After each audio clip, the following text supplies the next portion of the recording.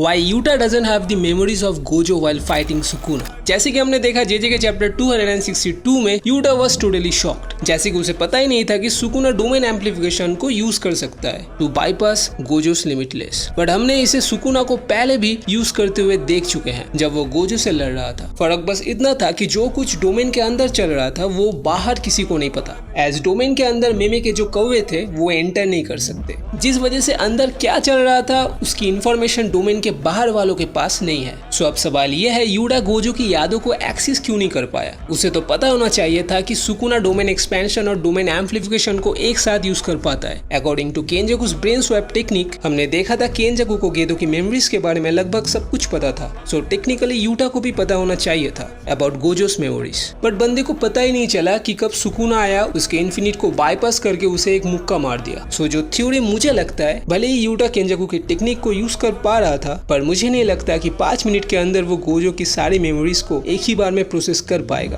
क्योंकि पहली बात तो उसे उतना टाइम ही नहीं मिला होगा कि वो आराम से गोजो की ब्रेन को प्रोसेस कर पाए। शायद इन मेमोरीज को प्रोसेस होकर डाउनलोड होने में टाइम लगता हो, मतलब किसी के मेमोरीज को पढ़कर याद करने में कुछ टाइम तो लगता होगा। पर यूटा तो डायरेक्टली केंजाकू की टेक्निक को यूज करते ही बैटल फील्ड में उतर गया सुकुना के अगेंस्ट फाइट करने के लिए। सो उसे शायद टाइम नहीं मिला होगा कि वो गोजो की मेमोरीज को आराम से प्रोसेस कर पाए। एंड एक और रीजन भी हो सकता है कि मे बी यूटा शरीर और आत्मा को उस तरह इंटरप्रेट नहीं कर पाता जिस तरह केंजाकू कर पाता है, क्योंकि कई बार हमने देखा है सेम टेक्निक को और भी बेहतर तरीके से यूज करते हुए। एग्जाम्पल के तौर पर जब सुकुना मेगुमी की 10 शैडो टेक्निक को यूज करा था वो मेगुमी से भी बेहतर यूज कर पा रहा था। सो मे बी ये पर्सन टू पर्सन वेरी करता है कि आपके आसपास की दुनिया इस बात पर निर्भर करती है कि आप इसे कैसे देखते हो, और इसीलिए शायद केंजाकू जो कर पाएगा वो शायद यूटा नहीं कर पाएगा, क्योंकि केंजाकू भाई 1000 साल पुराना सॉर्सरर है, अपने टेक्निक को पूरे तरीके से मास्टर कर लिया होगा उसने। सो यही था मेरा ओपिनियन, तुम क्या सोचते हो कमेंट करके जरूर बताना। So that's all for today's video. अगर वीडियो अच्छी लगी हो तो लाइक कर देना और चैनल को सब्सक्राइब कर देना ऐसे इंटरेस्टिंग वीडियोस के लिए।